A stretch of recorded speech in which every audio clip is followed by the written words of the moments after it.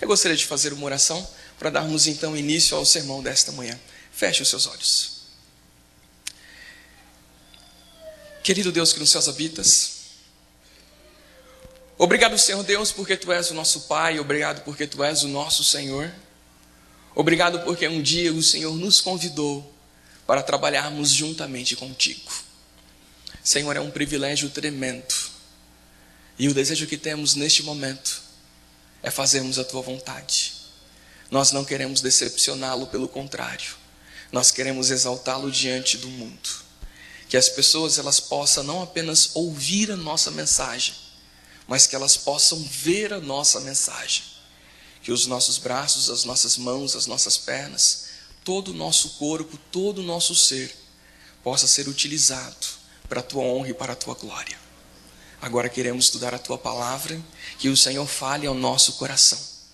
Pedimos isto por Jesus. Amém. Amém.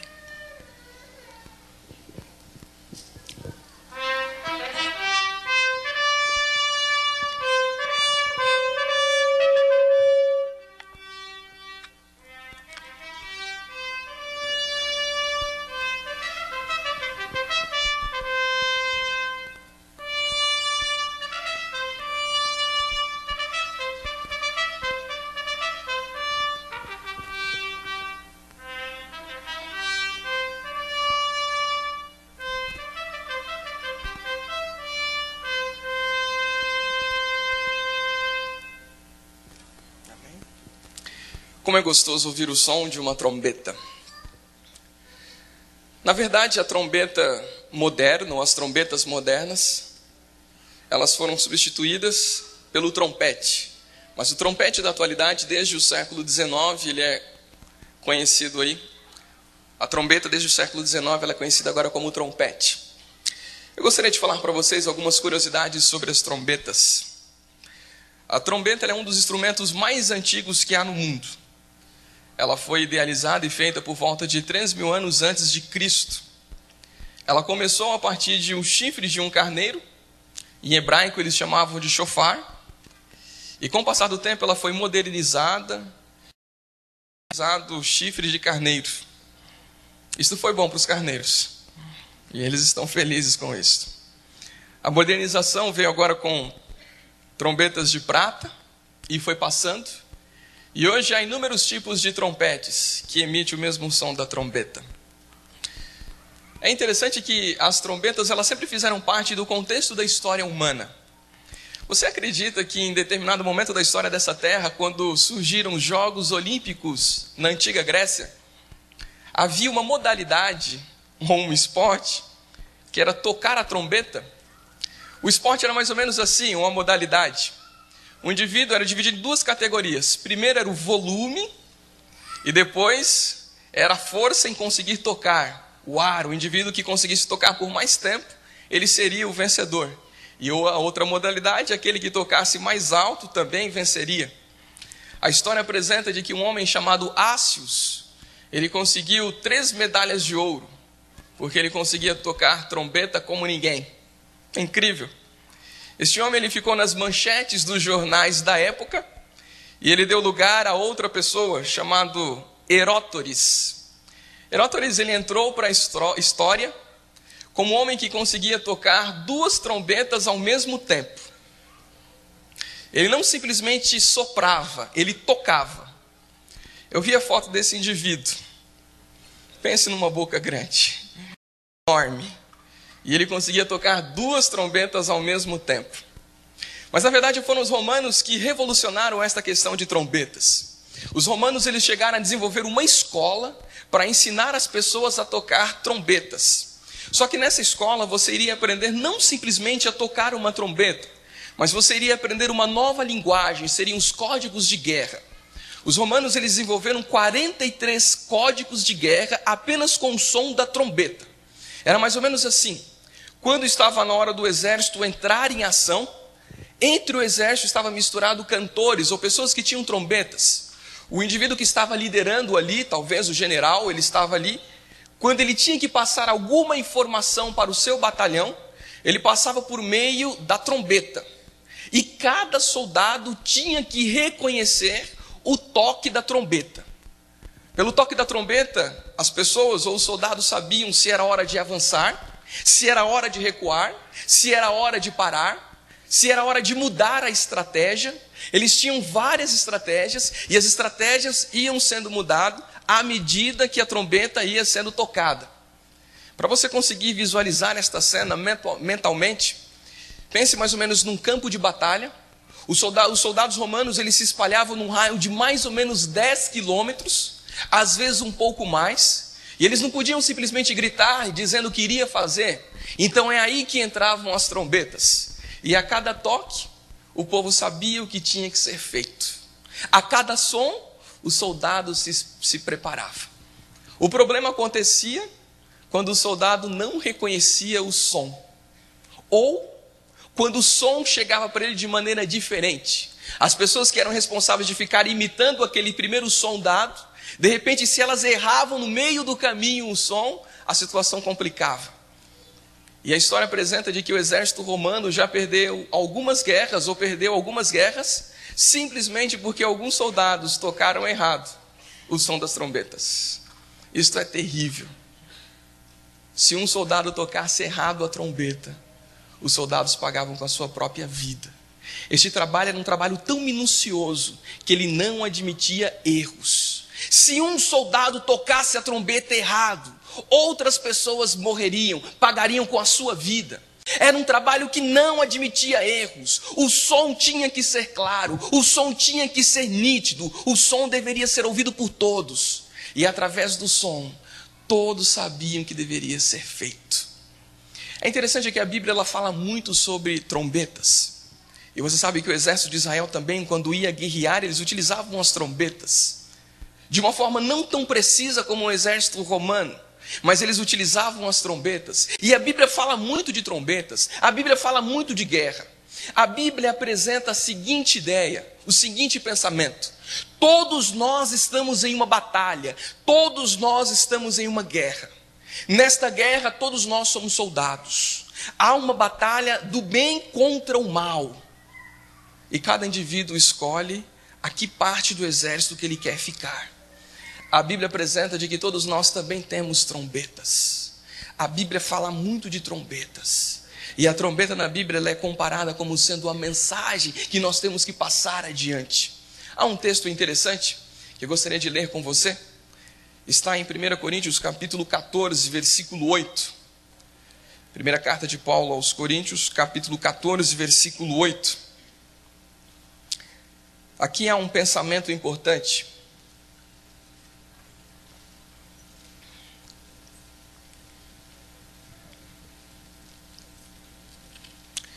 Eu vou ler o texto bíblico na Nova Versão Internacional.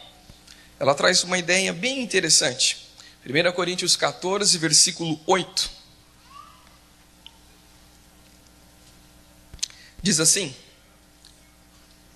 além disso, se a trombeta não emitir um som claro, quem se preparará para a batalha? Paulo aqui faz uma pergunta. Se a trombeta não emitir um som claro, as pessoas podem se confundir. Como elas saberão que é hora de guerrear? Como elas saberão que é hora de mudar de estratégia? Como elas saberão de que é hora de batalhar e de vencer? Paulo ele apresenta de maneira muito clara a ideia da guerra contra o mal. E nesta ideia ele coloca-nos como sendo os soldados de Cristo, onde nós deveríamos dar ao mundo a mensagem correta, a mensagem de paz, a mensagem de salvação. Antes de Paulo, o profeta Ezequiel, e eu convido você a abrir a sua Bíblia, no livro de Ezequiel, capítulo 33, vamos ao Antigo Testamento. Ezequiel, capítulo 33, ele fala algo muito interessante em relação às trombetas e a sua forma de utilização. Ezequiel, capítulo 33, nós vamos ler do versículo 1 até o versículo 6, do 1 ao 6.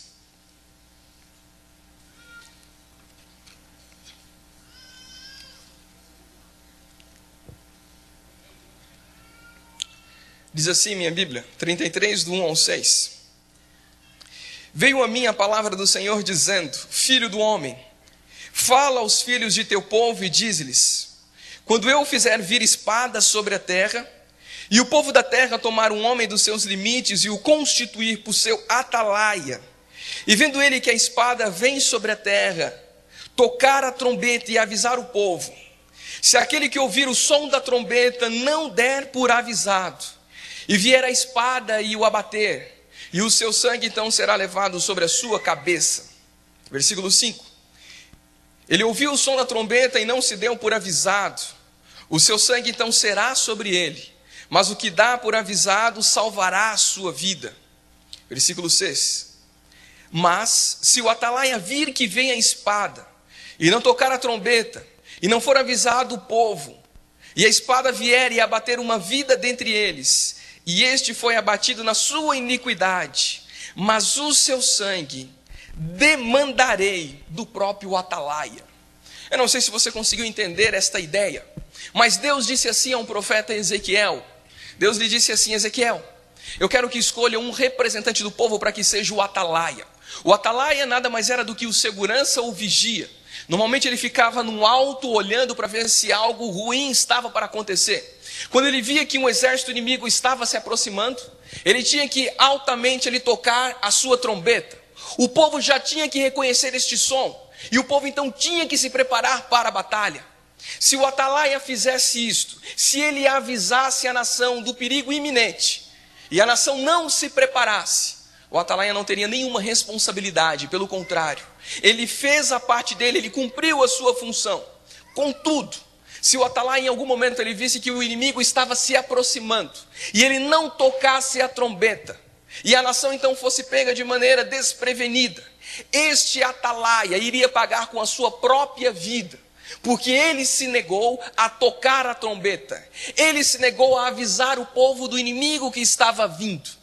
Amigos, isto é tão interessante, porque a Bíblia diz de que nós somos os atalaias. A Bíblia apresenta de que nós somos os atalaias modernos, onde temos que ter a nossa trombeta, que é a mensagem, e devemos avisar as pessoas de que o inimigo está se aproximando, de que o mal está tentando triunfar, mas não pode triunfar. Amigos, Deus nos confiou uma tarefa, a tarefa de salvar pessoas. Essa tarefa Deus nos confiou de tal maneira que Ele acredita que nós, seres humanos, podemos cumpri-la. Nós temos a solução do mundo. Nós temos a solução para a maldade no mundo. Nós temos a solução que o mundo tanto procura. E esta solução chama-se Bíblia. A Bíblia é a mensagem que precisamos dar. A Bíblia é a mensagem que precisamos passar para o mundo. E quando o fazemos, estamos tocando a trombeta. Deus nos chamou para tocarmos a trombeta e avisarmos a essas pessoas de que se elas não mudarem de vida, infelizmente elas serão destruídas. Amigos, Deus Ele confia em nós para fazermos a diferença no mundo. A igreja como um todo, ela precisa estar unida e todos juntos precisam dar a mesma mensagem: Jesus está voltando. Eu não sei se você já parou para perceber que desde o ano 2000, todo ano acontece uma catástrofe, uma desgraça, em outras palavras. Todos os anos. Eu estou fazendo uma pesquisa para um sermão futuro. Todos os anos acontece alguma coisa. E de forma especial, desde o dia 1º de janeiro, para ser exato contigo, desde o dia 31 de dezembro do ano passado, todos os dias nós ouvimos falar de mortes. Não tem apenas um único dia que o indivíduo ligue a televisão e não ouça falar de uma desgraça. Você sabe que São Paulo entrou para a história novamente. Nesta madrugada foi quebrado o recorde. E a cidade de São Paulo agora, este ano de 2010, entrou-se para os livros aí, dizendo de que foi o ano que mais choveu na cidade. Nenhum ano anterior choveu tanto como este, pelo menos desde 44, quando eles começaram esta medição. Todos os anos acontece alguma coisa. E sabe o que mais me assusta? Não é apenas em São Paulo, não é apenas no Brasil, é no mundo inteiro. Esses dias eu mencionei aqui, enquanto estava fazendo a abertura do culto, não há um lugar seguro para se viver. A Europa nunca se nevou tanto como está se nevando agora, neste inverno. A América, Canadá é a mesma coisa. A Ásia está sofrendo com as nevadas. Sem comentar o que aconteceu com Haiti, que foi o terremoto. Não há nenhum lugar seguro. Amigos, a natureza está tentando nos dizer algo. Jesus está voltando. Todos os anos a natureza faz alguma coisa. São tsunamis, são terremotos, é chuva, é inundação. São inúmeras coisas que estão acontecendo. E a natureza está tentando nos despertar. Ei, você não é eterno. Ei, você precisa mudar de vida, porque Jesus está voltando. Esta mensagem não é apenas nós que estamos pregando, mas a própria ciência atualmente disse que mesmo que Deus não volte ou Jesus não volte, eles já determinaram de que a história deste mundo não vai durar muito, de que o mundo ele está caminhando para o seu final. Amigos, Deus está tentando nos despertar para fazermos a diferença no mundo.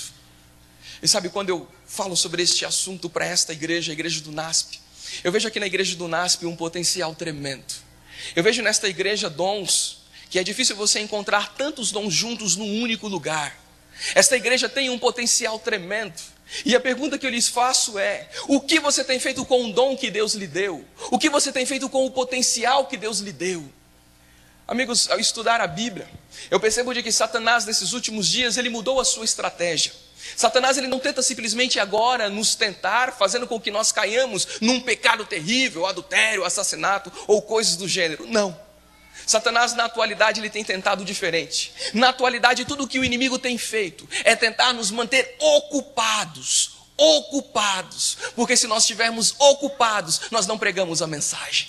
E aí Satanás então ele tenta nos dizer: ei, você tem que entrar no mercado de trabalho, e você tem que ter títulos e títulos e títulos. E então nós nos perdemos com tantos títulos. É o bacharelado, mestrado, doutorado, e aí vai, pós-doutorado.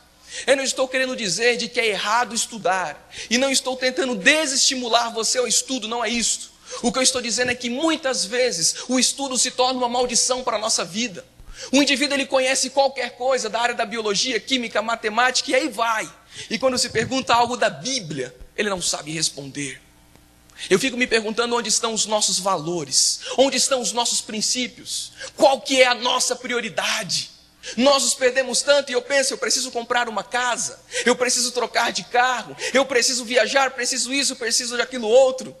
Enquanto eu estou preocupado com as minhas necessidades, pessoas estão morrendo sem ouvir falar de Jesus. Pessoas estão sofrendo sem ouvir falar de Jesus. Nós temos a solução do mundo. Nós podemos curar a doença do mundo, porque a Bíblia apresenta a solução. E a pergunta que eu vos faço é: o que estamos fazendo com esta mensagem? O que estamos fazendo com aquilo que o Senhor nos confiou?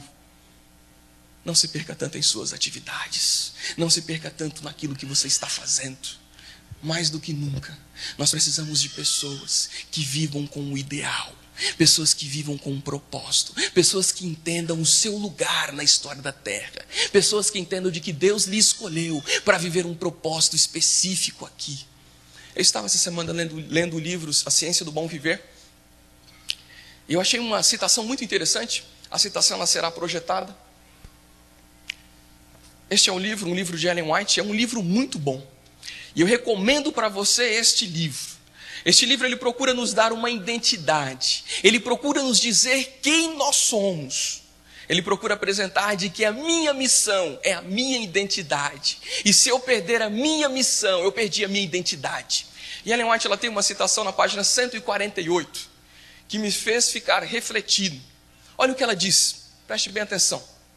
A todos quantos se tornam participantes de sua graça, o Senhor indica uma obra em benefício de outros. Cumpre-nos estar individualmente em nosso posto, dizendo-me: eis-me aqui, envia-me a mim. É uma citação de Isaías 6,8. O texto continua dizendo: sobre o ministro da palavra, a enfermeira missionária, o médico cristão, o cristão individualmente, sejam eles comerciantes ou fazendeiro, profissional ou mecânico, sobre todos repousa a responsabilidade. E a nossa obra é revelar aos homens o evangelho de sua salvação. Toda empresa em que nos empenhemos deve ser um meio para esse fim. Ellen White ela trabalha a seguinte ideia: tudo aquilo que eu tenho deve ser um meio para eu alcançar a minha missão. Em outras palavras, se eu sou um professor, o meu curso de pedagogia, ele deve me ajudar a cumprir a missão. Se eu sou um administrador, se eu sou um advogado, se eu sou um psicólogo, Se eu sou um engenheiro, toda minha profissão, ela deve ser um meio para eu alcançar a minha missão. Porque se eu perder a minha missão, eu perco a minha identidade.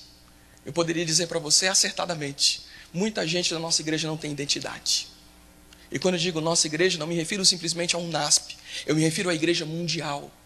Porque um indivíduo sem missão é um indivíduo sem identidade. Eu tenho que estar preocupado. Eu tenho que todos os dias pensar, o que eu estou fazendo para salvar as pessoas? O que eu estou fazendo para mudar a realidade deste mundo? São pessoas sofrendo, são pessoas chorando, são pessoas morrendo. E eu preciso fazer a diferença. Porque Deus confiou a mim esta obra. Amigos, quando Deus nos deu um dom, Deus não nos deu um dom simplesmente para que ganhássemos dinheiro, para que enchêssemos o nosso bolso e tivéssemos uma vida mais regalada, claro que não. Quando Deus nos confiou um dom, Ele pensou em salvação de pessoas. Se Deus te deu o dom de administrar, é que Ele pensou que você poderia ajudar um pouco mais a igreja e não simplesmente enriquecer com esta profissão. Se Deus Ele te deu o dom de ensinar, é que Deus pensou de que ensinando você levaria mais pessoas para o reino dos céus e não simplesmente sendo diretores e aí vai.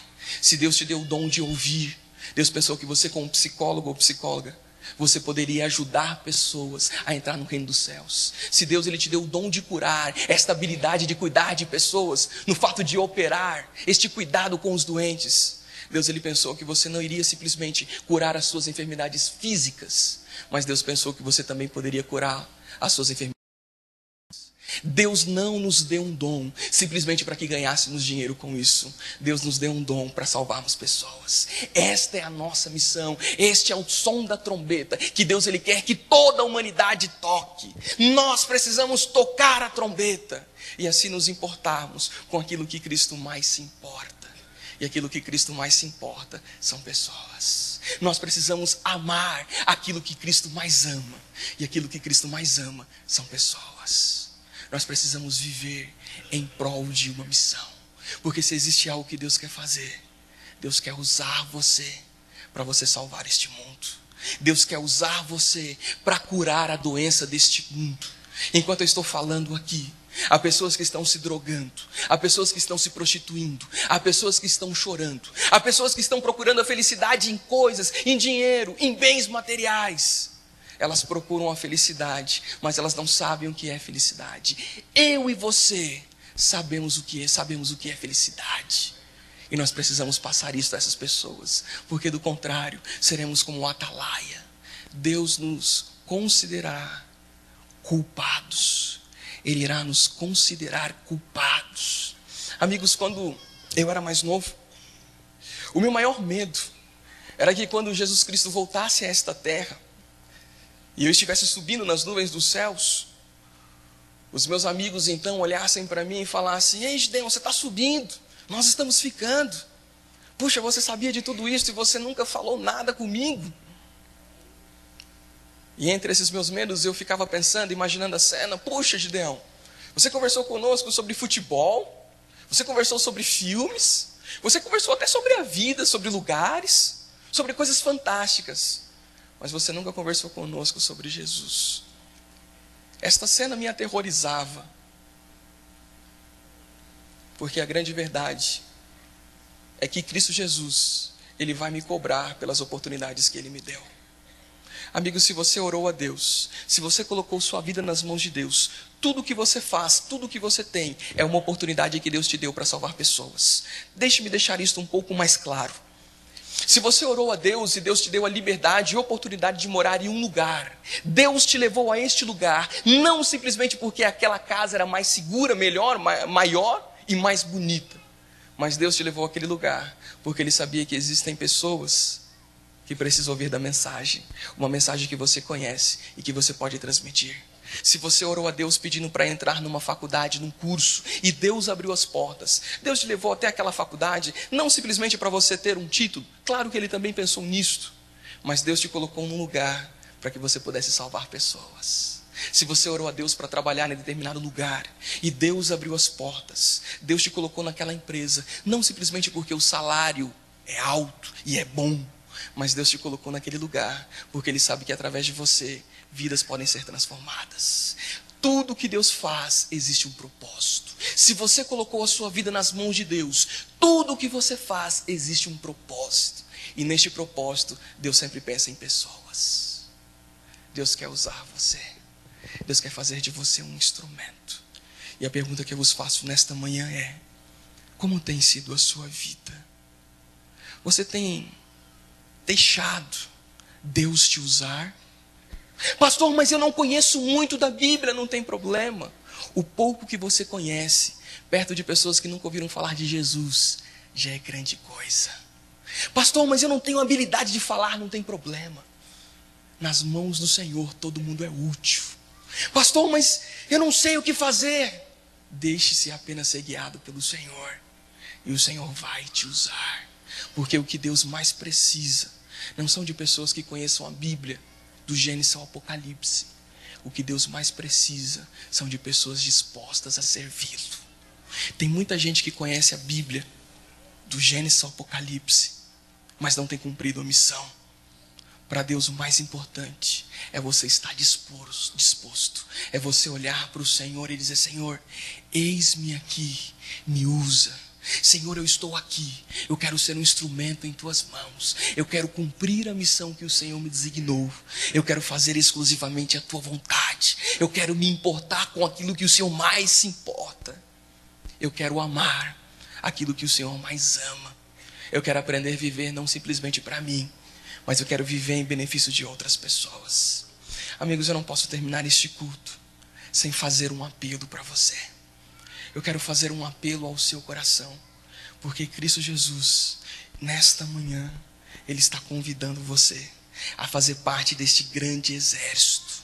Nesta manhã, o Senhor Jesus, Ele está convidando você a tocar a trombeta e fazer a diferença no mundo. Amigos, nós vamos neste momento ouvir uma música, um hino. Este hino tem uma letra linda. É um hino que fala da vontade que Deus tem de nos usar. Este hino, em determinado momento, ele se torna uma oração, porque enquanto é cantado, é feito um pedido a Deus: usa-me. Enquanto a Aline canta este hino, eu quero convidar você a ter um momento de reflexão com Deus, a ter um momento de pensamento com Deus. O ano de 2010 já começou, um novo mês começa a partir de segunda-feira. E o que você tem feito? Vivido a mesma vidinha? É o mesmo estilo, nada mudou? Algo precisa mudar. Durante a música, eu quero convidar você a falar com Deus. Você não precisa levantar, não precisa vir à frente, mas eu gostaria que você meditasse, orasse ao Senhor Deus, refletisse em sua vida e neste momento firmasse com Deus os seus votos, prometendo a Deus ser alguém diferente. Vamos ouvir com atenção este hino.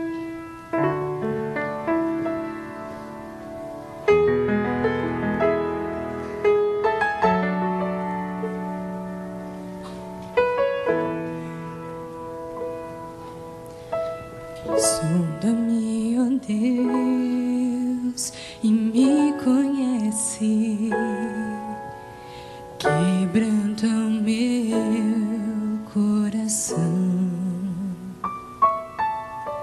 Transforma-me conforme a tua palavra e enche-me até que em mim se ache só a ti. Então usa-me, Senhor, usa-me como um farol que brilha à noite, como ponte sobre as águas, como abrigo no deserto, como flecha que acerta o alvo. Eu quero ser usada da maneira que te agrada, em qualquer hora e em qualquer lugar. Eis aqui a minha vida, usa-me, Senhor.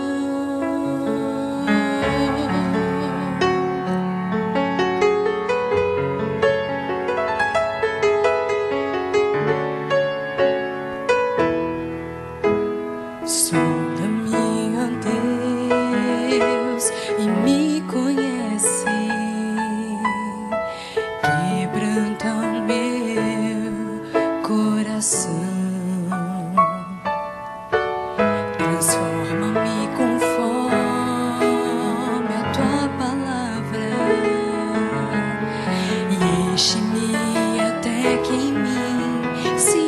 somente só a ti.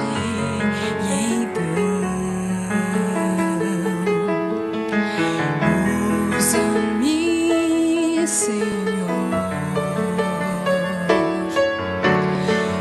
usa-me como um farol que brilha à noite, como ponte sobre as águas, como abrigo no deserto, como flecha que acerta o alvo. Eu quero ser usada da maneira que te agrada, em qualquer hora e em qualquer lugar. Eis aqui a minha vida, usa-me, Senhor.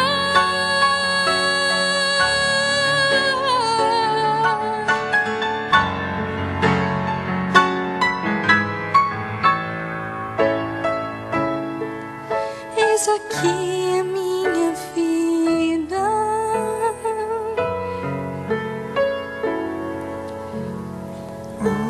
usa-me, Senhor,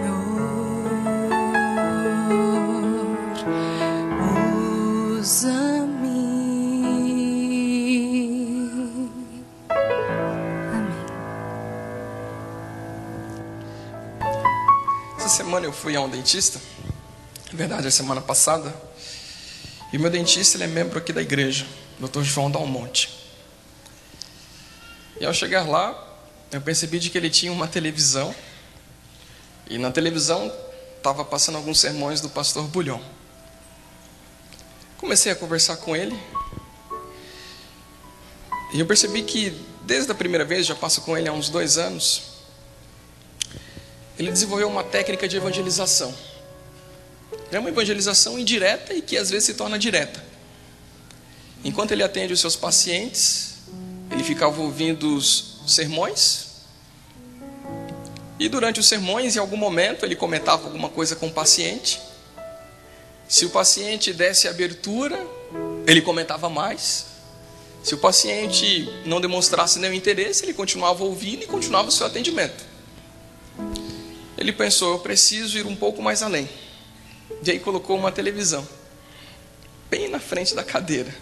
Então, o indivíduo quando deita, ele tem que estar assistindo. E como não é muito interessante ir ao dentista, normalmente as pessoas não gostam, você procura fazer alguma coisa. Você não pode falar, você pode ouvir. E enquanto ele atende, o sermão está sendo pregado e pessoas estão ouvindo a mensagem. Quando eu vi aquilo, eu disse, puxa, parabéns, que legal. Sabe o que é isso? Sede de salvar pessoas, vontade de cumprir a missão, desejo para que Jesus volte logo. Quando você quer que Jesus volte, quando a sua oração é para que Jesus volte o mais rápido possível, você faz qualquer coisa para cumprir a missão. Você faz como o apóstolo Paulo, você fala na hora e fora de hora, mas você cumpre a missão. O que nós mais precisamos é ter este desejo, um desejo real de que Jesus volte. Porque quando de fato, sentimos este desejo de que Jesus volte, nós vamos pregar muito mais o Evangelho. Vou falar de novo. Quando sentirmos este desejo de que Jesus volte, aí sim, nós seremos os verdadeiros atalaias. Aí sim a nossa oração será, usa-me, Senhor, e faz de mim um instrumento para salvar outras pessoas. Que nesta manhã Deus ele possa abençoar a sua vida. Que nesta manhã, quando você sair deste lugar, você saia daqui renovando os seus votos com Deus. Que nesta manhã você possa sair daqui pensando, preciso ser um novo cristão, preciso me empenhar um pouco mais para salvar outras pessoas. Que Deus abençoe você, e que enquanto você viver, a sua vida seja para a honra e glória do Senhor. Que Deus abençoe. Amém.